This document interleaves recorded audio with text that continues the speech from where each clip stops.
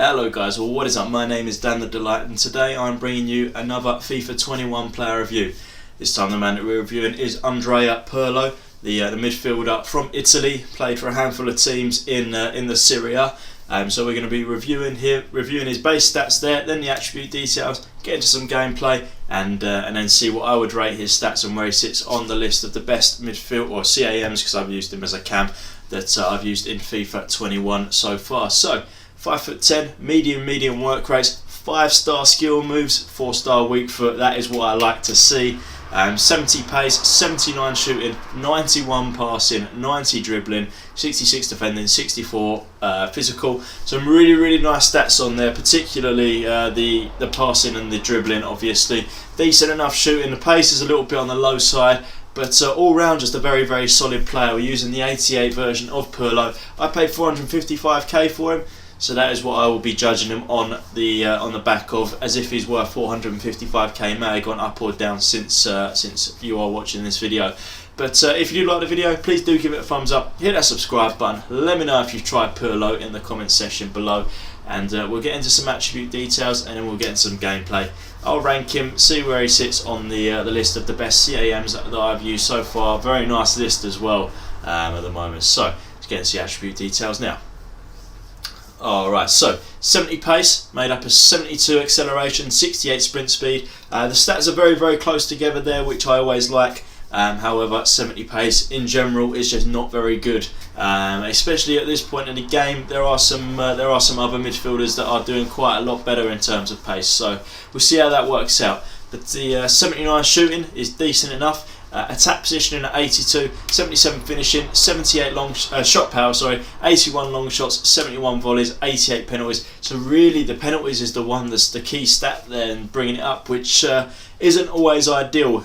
You've probably got other people that can take penalties, so unfortunately the shooting stats are a bit underwhelming as well there for me. The attack positioning is good, but the finishing is just not that great, and then obviously the long shots is the second highest stat on there, which is good, but long shots in this game just don't seem to hit for me as well as like the one-on-ones that you can get.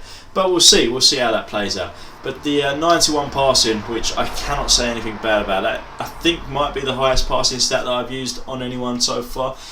So 93 vision, 86 crossing, 93 free kick accuracy, 93 short pass, 92 long pass, 91 curve. Fantastic stats. Particularly the short passing, long passing. Well, to be honest, if I was going to name particularly, would be going down the whole list. Not a single stat other than, well, crossing that is under 90. Fantastic. So absolutely nothing bad that we can say about the passing, I'm sure there. And then the 90 dribbling as well, which is at 80 balance, 80 agility, 75 balance, 91 reactions, 93 ball control, 91 dribbling, and 96 composure. Again, some really solid stats on there. Again, like if I was going to list them individually and go through the best ones, you'd be here all day. Just some really solid stats. I'm really excited to try out some dribbling, hopefully around the little intricate areas. That will make up for his lack of pace and he'll be able to still get forward. Now normally we don't go through defending for an attacking player, but his defending isn't too bad. So he's got 72 interceptions, 49 head accuracy, 75 defensive awareness, and 60 sliding tackle, 60 standing tackle. Not bad. And then a 64 physical, made up of 54 jumping, 77 stamina, 64 strength, 51 aggression. A little bit low on the strength there, but we'll see how that plays out. Because his dribbling is so good, hopefully he won't need the strength. But let's get into some gameplay now. Alright, so with Pirlo, pretty much the main stats that you're looking at, passing and dribbling on the card, are the main stats that are good in game. He wasn't fast. He didn't have very good shooting. He did score a couple of goals, but his shooting just wasn't that good. But his passing was out of this world. Probably the best passer that I've used so far on FIFA 21, because he like the through balls that he was able to provide were just fantastic. His short passing was brilliant, and yeah, just everything about his passing was absolutely fantastic and exactly what you need. Barely gave the ball away. Would always find a striker making the runs. Unbelievable. Now the pace definitely lets him down. In fact, it felt a little bit less than perhaps what the card said. It felt really slow, I'm not going to lie to you. His pace didn't feel great at all, which is a shame because I was hoping maybe it would feel a little bit better with the dribbling and that, but Unfortunately not. But the dribbling was incredible as well. You probably see from these clips here the amount of dribbling that he can do and just getting past players just pretty easily as well. Just by flicking the little stick and you was away. That's the beauty of him. But the only problem is once you was away, you had to pass it because he wasn't running away from any defenders, and that is a shame. That is the only downside that I can think of really for this card. Mainly was his pace. His strength wasn't that great either. But other than that, fantastic player, very fun to play with. I love Pirlo in real life. He's one of these players that I grew up watching, and I just love him. So it was really good to play with him. Unfortunately, just the pace lets him down. However, and the shooting, I guess as well. The shooting did let him down a little bit. He didn't really get into the position to shoot as much as some of the other central attacking midfielders that I have played with. I think that was mainly due to his pace. He wasn't able to keep up with the game as much. But other than that, really fun to play with, particularly the passing and the dribbling. So let's get back into the attribute details now and see how I would rate him. Alright, so 70 pace. Unfortunately, it's going to have to come down to about 67. It felt really slow. He felt like, you know, you've got centre backs, their sort of standard pace is like 65 to 70. Felt like in that sort of range, unfortunately, for me, and that's not great for an attacking midfielder, unfortunately. 79 shooting as well. I'm actually going to leave at 79 just because 79 is not a great stat as it is, and his shooting didn't feel that great. So 79 shooting seems a bit fair. He did score a couple of goals for me, so that definitely does come into it. He did score, but yeah, just wasn't able. I think it was his pace more than anything. Wasn't able to get into the positions to be able to score the goals, unfortunately.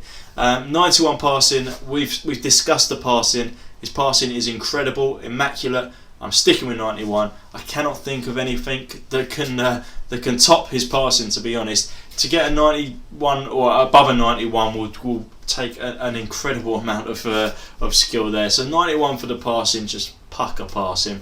And again, the dribbling, 90 dribbling, going to stick with that as well. Fantastic dribbling. We're sticking with quite a few of these stats here. Fantastic dribbling, just able to get past anyone that he wanted, and barely got tackled, to be honest. If he did, it was probably due to his strength letting him down more than anything. The defensive, actually, I can bring that up slightly, which is surprising, probably. But yeah, I'd bring it up to like a 70. It felt good. He did make some interceptions. I had him to stay forward, but he still went back for some reason, which annoyed me a little bit. But in terms of the defending, he did feel really good with the defending. So yeah, 70 for the defending, and then 64 for the physical. Felt about right. His strength felt really slow, really low, to be honest. I felt weak, and he was getting pushed off the ball a little bit too much for my liking. I was hoping that with the dribbling, it wouldn't need to worry about the strength, but unfortunately, just wasn't on it with the strength. So obviously the pace and the strength has really let this card down quite a bit. So is he worth the coins? I'm gonna have to say he's probably not worth the coins, just because he's not as good as like your Havertz, your Ziyech, and other players that I've used, and he's a lot more expensive as well. But if you like Pirlo and you're a fan of him, definitely try him out, because he is a lot of fun to play with, and just to be able to play with someone like Pirlo is really good. But just not worth it for me, unfortunately. I wasn't enamoured with him. Let's see where he sits on the best CAMs. So obviously he makes the list. We're not into that top 10 just yet, but he's not as high as what I was gonna hope. I was hoping he'd break into that top 2 or 3, but unfortunately it just wasn't the case. But that's not to say it was bad, because there's so many other good central attacking midfielders that we have got on this list. It just means that he wasn't up there at that level, unfortunately. But he was still a good player. The passing, the dribbling, incredible. Just the pace, the shooting in some respects. You know I spoke about that, and obviously the strength has let him down a little bit for me. But all round a fun player to play with. And if you're a big fan and you've got the coins to spare, go and buy him. I enjoyed him, but it just wasn't worth it for me in the long run. But hopefully you did like this video. If you did, please do give it a thumbs up. Hit that subscribe button for more FIFA 21 player reviews. And as always, let me know if you've tried Pirlo. If you've tried the 90 version as well, I'd like to see how that's played out as well. But thank you for watching, guys. Bye bye.